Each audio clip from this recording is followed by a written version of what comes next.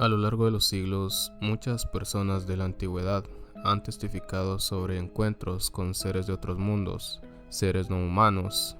Entre estas personas que tuvieron estos sucesos se encontraban reyes, soldados y campesinos. Ellos dejaron testimonios de encuentros que pueden hielar la sangre. En este video veremos unos cuantos casos aterradores que sucedieron en alguna etapa de la vasta historia de la humanidad. Casos que nos obligan a preguntarnos, ¿es nuestra imaginación o es que el mundo es mucho más extraño de lo que parece?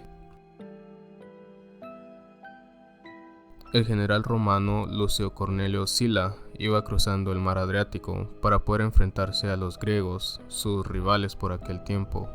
Cuando se encontraban pasando por la ciudad Apolonia de Iliria, en la actualidad Albania, al llegar a un valle, los soldados del general se toparon con una extraña criatura.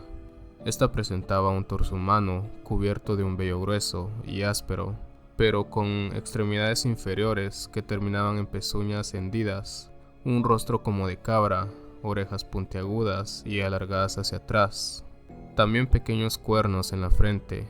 La descripción parecía coincidir con lo que en la antigua mitología griega representaba a un sátiro. Los soldados trajeron a esta criatura con el general, y él, acostumbrado a interrogar a los enemigos, intentó cruzar palabras con dicho ser. Incluso intentó entablar una interacción con distintos intérpretes de aquella época. Sin embargo, el ser no humano solo gemía, gritaba con llanto. No parecía entender nada de lo que el general le decía, solo se encontraba asustada y en tremenda angustia.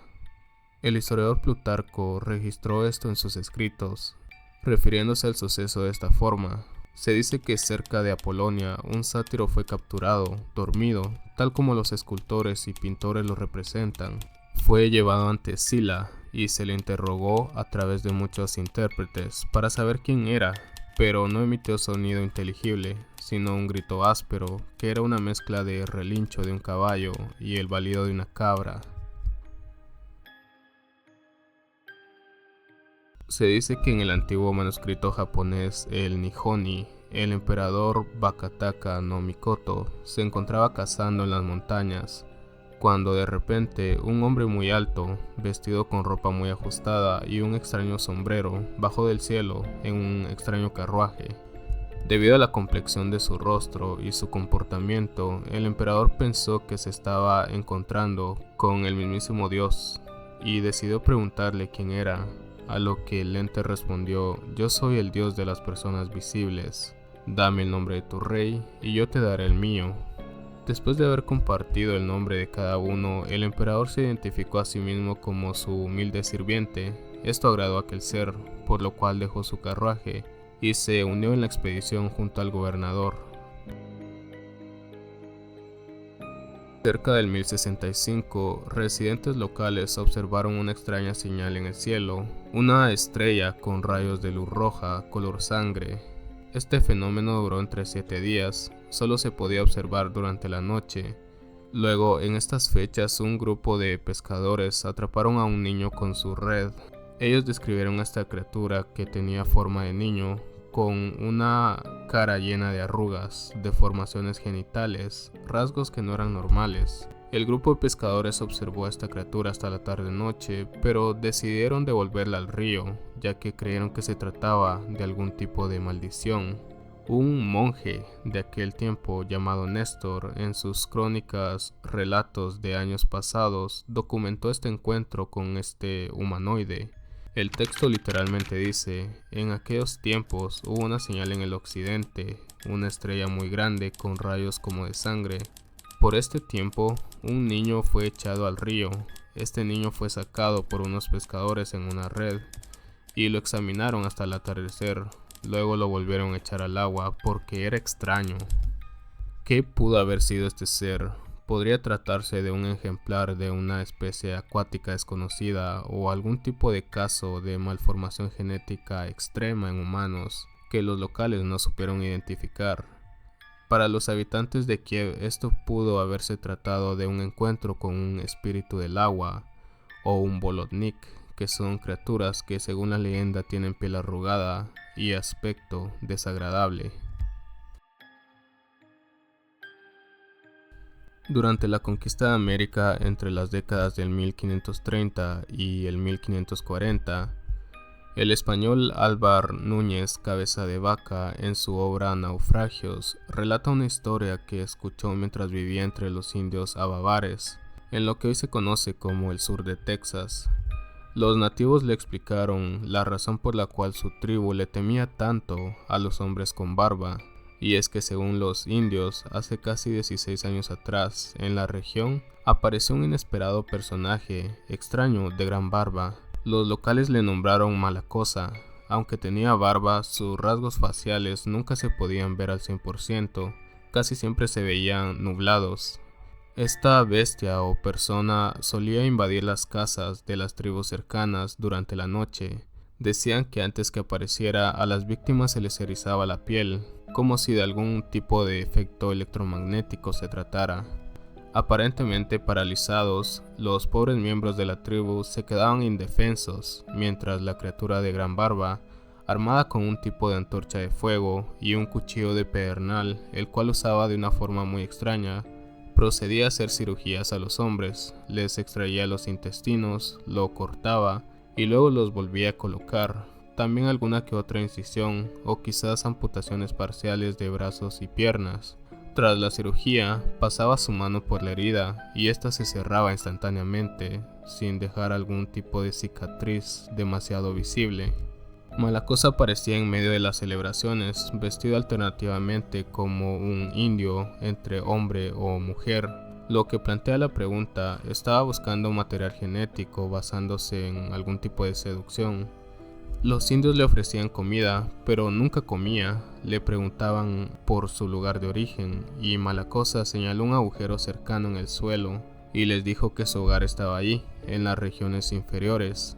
Al principio los españoles se rieron de este relato del hombre del saco bárbaro, hasta que los indígenas presentaron a testigos, personas que aún tenían cicatrices algo visibles de las cirugías invasivas o de reimplantación de amputaciones. Esta imagen de acá no es cualquier imagen, es una portada, un volante de noticias reales de lo que tal vez fue uno de los casos mejores documentados de avistamientos ovni. Al amanecer sobre los cielos en Nuremberg, Alemania, una multitud presenció un espectáculo celestial demasiado increíble. Varios objetos, entre ellos esferas de aproximadamente 3 metros de longitud, que aparecían y desaparecían de forma constante. También 4 objetos desconocidos en forma de cuadrado, y entre las esferas también se podían ver algunas cruces en forma de sangre. De pronto comenzaron a ver cómo grandes tubos aparecían, y de esos tubos salían otros objetos en forma de tubos más pequeños. Todos estos elementos empezaron a luchar entre sí, por una hora seguida, hasta que de pronto muchos de ellos comenzaron a arder en fuego, e incluso cayeron en la tierra. El caso fue muy bien documentado por varios registros eclesiásticos, artistas y periódicos también plasmaron su versión de los hechos. El artista Hans Glasser hizo un grabado en madera sobre lo acontecido ese día. ¿Qué fue lo que la gente vio aquel día? ¿Fueron acaso algún tipo de alucinaciones colectivas, o es que lo desconocido siempre ha intentado contactar o revelarse de alguna forma a la humanidad? Alberto Gordoni era un respetado y muy apreciado artesano local. Durante un día se encontraba paseando por el patio de un castillo, cuando de repente se desvaneció en el aire. Las personas que se encontraban ahí no eran simples personas. Aparte de la esposa de Alberto, se encontraba el duque de Zanini, entre otros miembros de la realeza. Todas las personas comenzaron a escarbar inmediatamente alrededor del área, pero no encontraron ningún rastro de aquel artesano, ningún tipo de agujero o alguna pista de a dónde pudo haber ido. 22 años después, Gordoni reapareció, justo en el mismo lugar donde tiempo atrás había desaparecido sin dejar rastro alguno. El propio Alberto afirmó que no había desaparecido en lo absoluto, por lo cual fue trasladado a un centro de débiles mentales. 7 años después, el padre Mario, que también era médico, habló con Alberto en este centro. El padre comprendió de alguna forma que Alberto no mentía. Él en realidad sentía que no se había desaparecido por varios años, sino fue un periodo breve de tiempo entre su desaparición y reaparición. Alberto le contó al padre Mario que en aquel día se había encontrado de repente en algo parecido a un túnel y había caminado a través de él, persiguiendo una vaga luz blanca. Allí no vio ningún objeto que se le hiciera familiar, solo extraños mecanismos totalmente desconocidos e irreconocibles para él. Alberto dijo que al final de aquel túnel pudo ver un gran lienzo o algún tipo de pantalla que mostraba imágenes del cosmos, estrellas y lugares que no eran de la Tierra. Mencionó haber visto también algunas figuras que se podrían comunicar con él telepáticamente, explicando que el tiempo allí funcionaba de otra forma. El doctor Mario quedó convencido por el relato del testigo y se dio cuenta de que Alberto no había mentido, así que llevó a Alberto de vuelta a Tacony, el lugar donde había ocurrido todo esto. Increíblemente, Alberto dio un paso en ese lugar y volvió a desaparecer a plena vista, esta vez para siempre. Nunca lo encontraron. El padre Mario santificó el lugar y ordenó que se acercara a todo, llamándole la trampa del diablo. Al parecer, dentro de esa trampa, el tiempo y el espacio fluían a un ritmo mucho más lento que en la Tierra o en nuestra dimensión. Dos campesinos locales, ligeramente ebrios, regresaban a su aldea al sur de lo que actualmente es Moscú, a las orillas del río Moscova, cuando decidieron tomar un atajo por el fondo de un profundo barranco. Inesperadamente, mientras caminaban entre dos enormes piedras, cayeron por un pasillo que parecía conducir hacia un sitio totalmente desconocido, como si de un mundo alterno se tratara. Ahí pudieron ver grandes entidades humanoides, peludas, que se comunicaron con ellos y les explicaron que, efectivamente, se habían deslizado a otro tipo de dimensión y que les iba a ser muy difícil regresar a su lugar de origen. Después de un tiempo, ambos campesinos pudieron encontrar el barranco donde se habían perdido anteriormente. Inmediatamente corrieron hacia su aldea.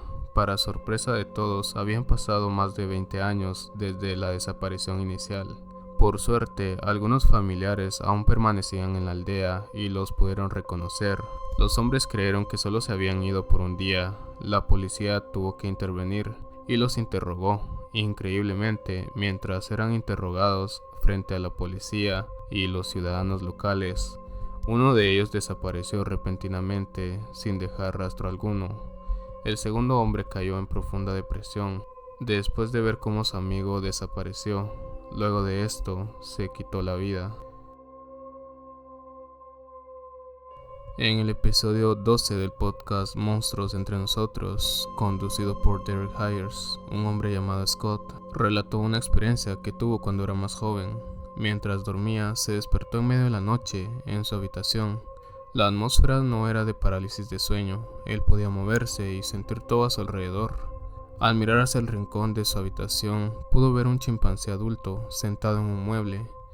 Scott lo describió como algo palpable. No era una sombra ni una figura borrosa, era un chimpancé real, con pelaje oscuro, facciones claramente de un simio y una mirada directa hacia él. Este extraño ser no actuaba de forma salvaje, más bien se comportaba de forma calmada, casi como un humano. Seguía observándole. De repente el chimpancé llevó un dedo hacia los labios, haciendo el gesto de silencio. Scott quedó paralizado, trató de volver a dormirse y lo pudo conseguir. Al día siguiente, el chimpancé humanoide ya no estaba en la habitación. Algunos seguidores del podcast comentaron que efectivamente pudo haber sido una alucinación o alguna parálisis de sueño, pero la voz de Scott suena tan realista que deja en duda si aquello que vio aquel día era real. En la madrugada del 12 de noviembre de 1976, en la base aérea de Talavera Real, cerca de la 1:34 de la mañana, los soldados José Trejo y Juan Carrizosa cumplían con su servicio de vigilancia, cuando de repente escucharon unos ruidos extraños que parecían interferencias de radio, un tipo de silbido agudo. El perro de guardia, un pastor alemán, se lanzó hacia unos matorrales, regresó de inmediato temblando, algo inusual en estos perros de combate. Cuando los dos soldados levantaron la mirada, justo frente a ellos apareció una figura humanoide, gigantesca de alrededor 3 metros de altura. Tenía una silueta muy delgada, con un resplandor como fosforescente, una estructura imponente. No le distinguieron rasgos faciales, solo esta estructura antropomorfa que irradiaba luminosidad. Muy aterrorizados, los soldados siguieron el protocolo militar ante los intrusos. Trejo dio el alto. Al no recibir respuesta alguna, comenzó a disparar su fusil Z-70. Hizo alrededor de 50 disparos, pero al parecer las balas no impactaron en la criatura, solo parecían atravesar, no le hacían ningún tipo de daño. Tras varios disparos, la criatura emitió un destello cegador y desapareció. Algunos soldados, al escuchar los disparos, llegaron al lugar inmediatamente, pero no encontraron nada, ni siquiera casquillos de balas. El soldado José María Trejo sufrió de colapso nervioso y una ceguera temporal, por lo cual fue hospitalizado. Al parecer su sistema inmune quedó afectado por la experiencia. Luego, años después, en los años 90, el Ministerio de Defensa de España desclasificó los documentos del suceso. En el informe oficial solo se reconoce que los soldados dispararon y que hubo un fenómeno no identificado. Muchas gracias por llegar hasta este punto. El día de hoy quería hacer algo totalmente diferente, traerles estos encuentros que están documentados, sin embargo la mayoría también son leyendas urbanas.